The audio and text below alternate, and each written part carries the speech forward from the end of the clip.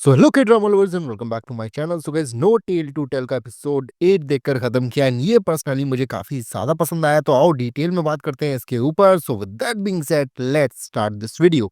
So no tail to tell का episode 8 एक interesting और इमोशनल मिक्स लेकर आता है, जहां स्टोरी फाइनली रोमांस और कैरेक्टर डेवलपमेंट की तरफ स्ट्रांग मूव करती है।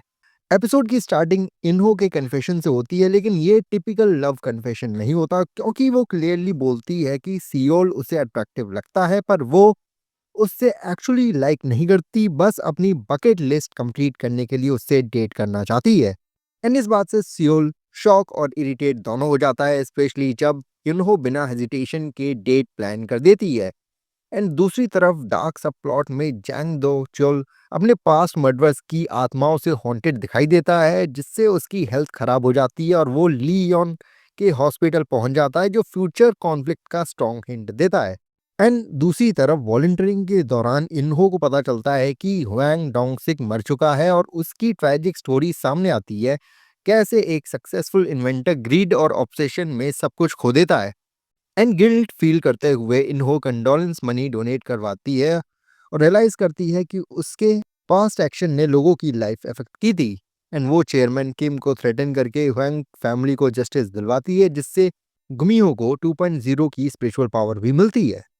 एंड पैसे की प्रॉब्लम सॉल्व करने के लिए सियोल फुटबॉल मैच खेलता है, जहां उसका हीरो मोमेंट दिखाया जाता है और इन्हो उसकी डेडिकेशन से काफ़ी ज़्यादा इंप्रेस होती है, और साथ ही टीम की फाइनेंशियल स्ट्रगल उसके कैरेक्टर को और भी ज़्यादा ह्यूमन बनाती है। एपिसोड का हाईलाइट होता है उनकी नामसन टावर की डेट, जहां लव, लॉक, इमोशनल कॉन्वर्सेशन और सियोल का कन्फेशन की सेलिब्रिटी होने की वजह से उसे कभी नॉर्मल रिलेशनशिप नहीं मिला। एंड ये चीज़ ऑडियंस को और भी ज़्यादा इमोशनली कनेक्ट कराता है, जबकि इन्हो की मेमोरी इरेजिंग पावर उनके रिलेशनशिप को बिटर स्वीट बना देती है। एंड मीनवाइल विलेंस वूसिक की मेमोरी वापस लेकर आते हैं, जहां वो लोग जान लेते हैं कि इन्हो अब इंसान बन चुकी है, जो अपकमिंग डेंजर का सिग्नल देता है। एंड एंडिंग में इन्हो पब्लिक में सियोल का हाथ पकड़ती है, और जब सियोल उसे रियलाइज कराता है कि शायद वो ये मोमेंट याद नहीं रख पाएगा, वो उसे किस करता है। एक इमोशनल और इम्पैक्टफुल क्लाइमैक्स के साथ एपिसोड खत्म होता है।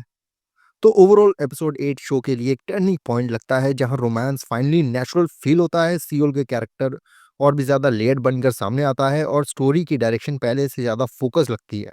हालांकि पेसिंग अभी भी परफेक्ट नहीं है, फिर भी एपिसोड एंटरटेनिंग, इमोशनल और एंगेजिंग एक्सपीरियंस देता है। बाकी अगर तुम लोगों ने एपिसोड देख लिया तो मुझे कमेंट करके ज़रूर बताना कि तुम्हें ये एपिसोड कैसा लगा।